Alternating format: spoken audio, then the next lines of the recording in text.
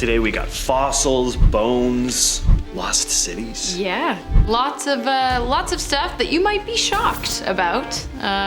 Turning up in riverbeds. Yeah. Starting off our list today, what's more shocking than finding a body in a river? Finding 5 bodies in a dried up one. Between May and August of 2022, along with discarded trash and a boat wreck, 5 bodies were discovered in the dried up sections of Lake Mead, a reservoir formed by the Hoover Dam on the Colorado River in the southwestern United States.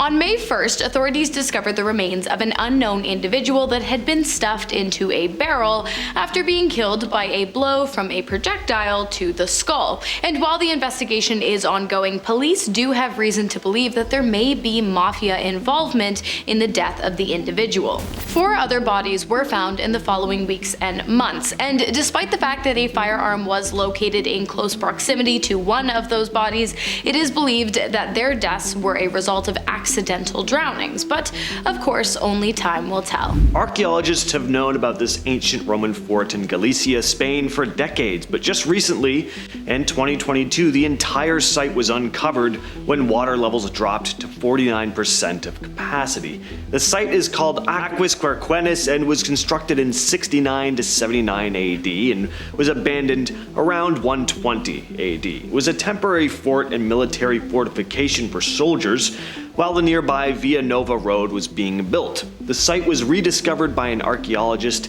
in the 1920s, and the layout was remarkably well preserved. Over the years, remains of barracks, a hospital, a granary, and even a bathhouse have been found. Then the entire site was flooded. One of the most interesting features of this place, though, is its location near the river Limia. The Romans were known for their strategic choices, and being close to water sources was crucial for any settlement.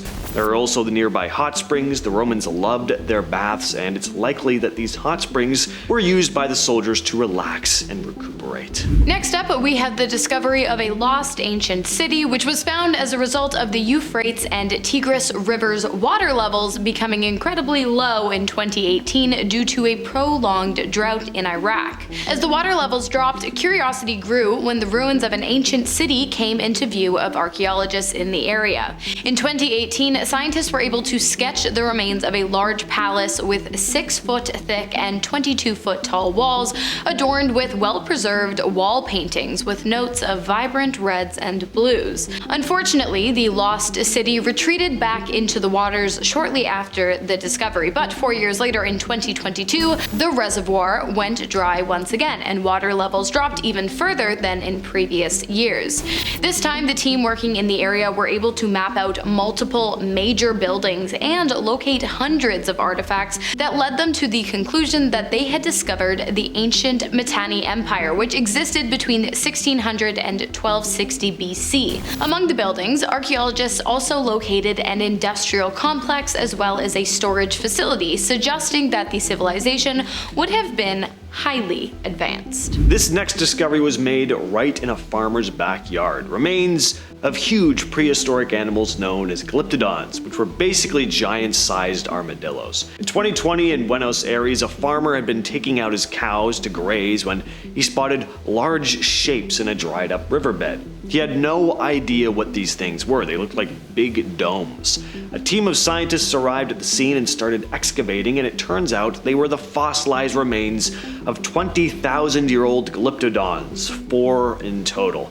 There were 2 adults and 2 younglings. It was the first time 4 of these had been discovered in the same spot. They had all been facing the same direction, as if they'd been traveling somewhere when they died. Their shells were massive and weighed about a ton. Incredible find, and what's really cool is seeing all the detail of their shells and tails as the sand and dirt is removed. It's just like, yeah, they were there. Really cool. Next up, we have the River Nile, and before you come for me, yes, I am well aware the Nile as a whole has not dried up, but part of it has, a branch of the river known as Aramat Nile Branch, which translated from Arabic to English means the Pyramids Nile Branch. It is believed that this now dried up arm of the River Nile was a pivotal part of the construction of not only Egypt's largest pyramid, the Great Pyramid of Giza, but also the smaller but still quite large ones surrounding it as well. It is believed that the Aramat branch of the Nile was used as a transportation waterway for both workers and building materials to the sites of the pyramids, based on the adjacent positioning of the riverbank to the pyramids themselves. The waterway would have been a key connection for many important locations in Egypt, and therefore would have played a key role in the creation of some of Egypt's largest and most impressive temples. So I talked about the ancient Roman fort discovered in Spain earlier, but that wasn't the only thing unearthed by dropping water levels in the area. During that long drought in 2022, a ghost village, once known as Aceredo on the Spanish-Portugal border, also surfaced. It had been completely submerged in 1992 when a dam was built on the Lima River. The entire village was covered by water for 30 years until it wasn't. After the severe drought that drastically lowered the water levels of the reservoir, the lost village reappeared. All the stone houses, the abandoned cars, personal items like bottles and dishes, a ghost town frozen in time since the day it was flooded. People started walking through the site. Even former residents came back to see what was left of their old homes. Many of them described how sad it was to see. One man, a fisherman who used to stop at a bar in the village after a long day's work, said the place used to be, quote, all vineyards, orange trees. It was all green. It was beautiful. Look at it now. It's so sad. Next on our list today, we have the Jordan River, the site of a groundbreaking discovery in which massive ancient artifacts were uncovered in October of 2021 after a decade-long search of the area. Among the artifacts were large stone traps designed to corral animals into enclosures for easier hunting. The traps are the world's oldest large-scale human-built sculptures, suggesting a highly advanced civilization. But that's not all. Among the ruins, archaeologists also discovered two incredibly significant stone sculptures, one depicting a human figure and one a detailed human face. The dried up River Jordan is also home to a ritual altar stone, a fire pit, flint objects, animal figurines, and marine fossils, of course. All of this suggests that the civilization likely partook in creative, advanced, and spiritual hunting practices, as well as ritualistic sacrifices too, suggesting some sort of religious practice. Is there anything cooler than dinosaurs? Like, really think about that for a minute, because I'm not sure if you'd be able to come up with a proper answer. In 2022, parts of the Paluxy River in Texas dried up because of a drought, revealing a bunch of dinosaur footprints. The tracks date back about 113 million years. There were two types of dinos that left the prints. The larger tracks, some of which measure over 3 feet in length, were made by Acrocanthosaurus. This was a massive predatory dino, standing about 15 feet tall and measuring up to 38 feet long. Kinda looked like a T-Rex, but with a bit of a hump on its back. The smaller footprints were left by Sauroposeidon, which was a long-necked herbivore. This dinosaur was even more enormous, standing up to 60 feet tall and measuring about 100 feet long. It was one of the tallest dinosaurs to ever exist.